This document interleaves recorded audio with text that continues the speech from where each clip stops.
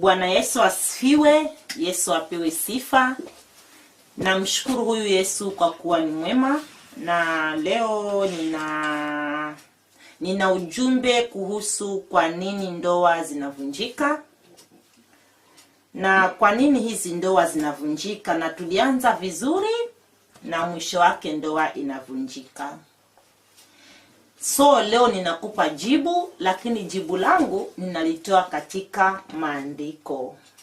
Jibu langu litatoka katika kitabu cha Ruth 1:4 hadi 18. Hapo utajua ya kwamba kinachosumbua ndoa yako sio marafiki, sio majirani, sio wenye wivu, bali kinachosumbua ndoa yako ni ile miungu ya kwenu ulikotoka, na ile miungu ya kule uliko, na ile miungu ya kwa bwanako au kwa bibi yako. Hiyo miungu kama umeishinda kwa maombi, basi ndoa yako haiwezi vunjika. Na kama ulianza na Bwana